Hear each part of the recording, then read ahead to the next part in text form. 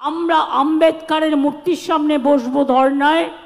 কত নম্বর ধর্না? এর আগে তিনি বোধহয় একবার না দুবার বসেছেন, তার ভাইপো ধর্নায় বসেছে দিল্লি, কলকাতা। এটা আবার ধর্নায় বসলেই যদি টাকা পাওয়া যেত তাহলে তো মিটেই যেত। আসলে উনি মুখ্যমন্ত্রী হিসেবে গিয়েছিলেন প্রধানমন্ত্রীর কাছে তদবির করতে। সেখানে প্রধানমন্ত্রী তাকে নাকি বলেছেন যে সরকারি অফিসারে বসে মিটিয়ে নেবেন।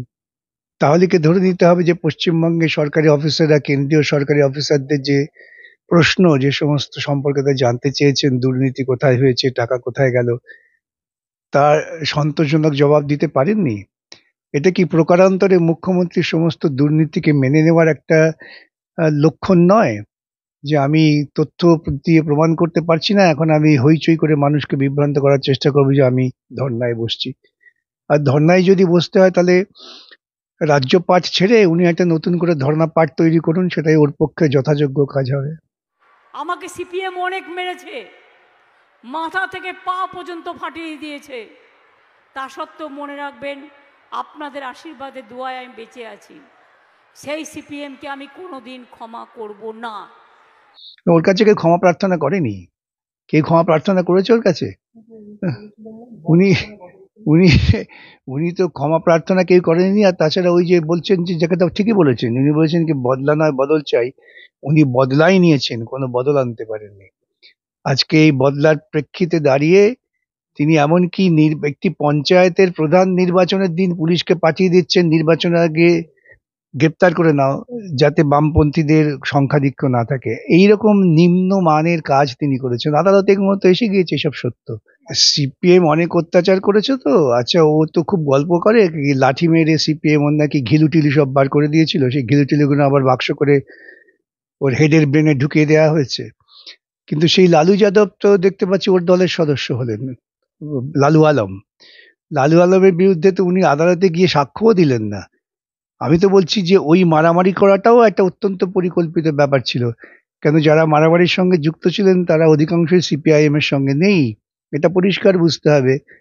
সেটাকে তিনি তার ঘিলু মাথা সব তাকে লাশ বানিয়ে দিয়েছিলেন। যারা যারা লাশ বানালেন তাদের বিরুদ্ধে তিনি কোনো আদালতে সাক্ষ্য দিলেন না।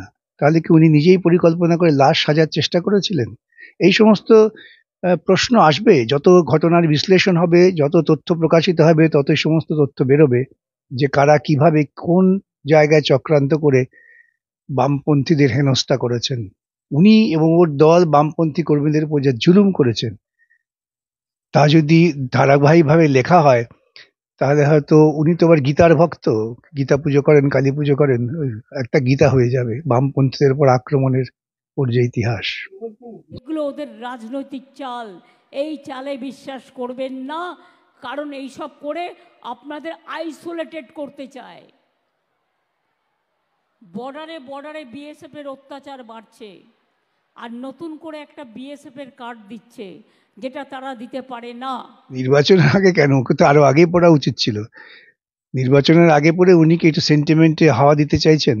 দুর্নীতি করবেন আর সেন্টিমেন্টে হাওয়া দেবেন, দুটো একসাথে হয় না।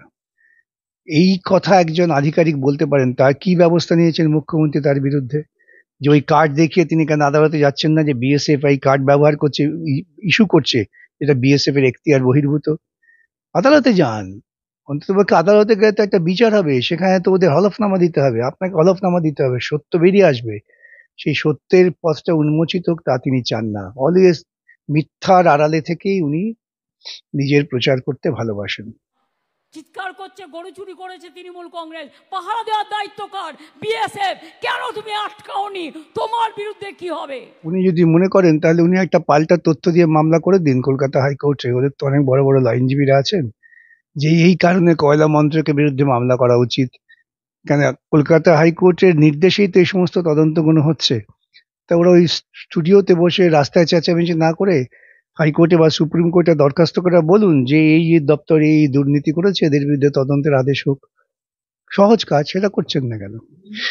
খুব দুঃখের কথা কি জানেন, আজকেই আমি দেখছিলাম, সকালেই ভাবছিলাম যে একজন নির্বাচিত মুখ্যমন্ত্রীকে বিএসএফ এর এক আধিকারিক বলছেন মুখ্যমন্ত্রী মিথ্যে কথা বলছেন।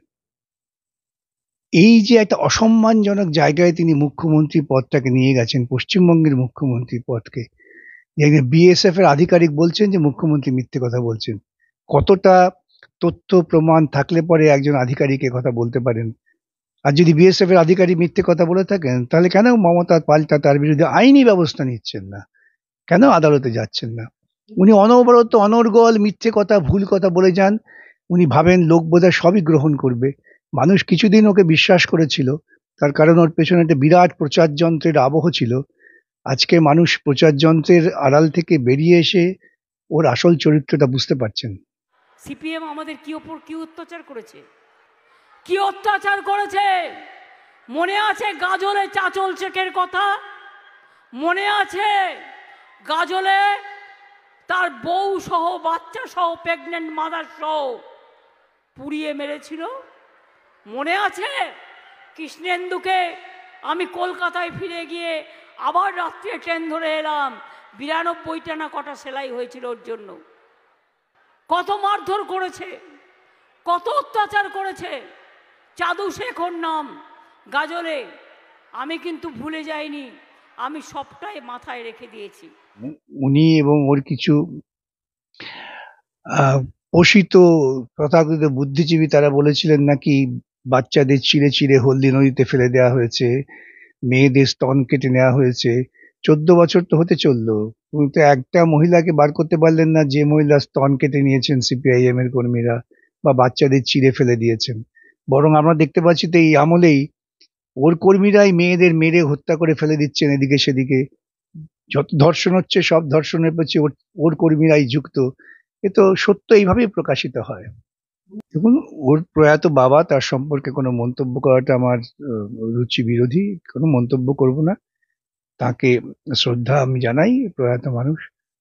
কিন্তু দুর্ভাগ্য যে ওই রকম স্বাধীনতা সংগ্রামীর কন্যা যত রকম অপকর্ম স্বাধীন ভারতে করা যায় সব অপকর্মের তিনি নায়িকা।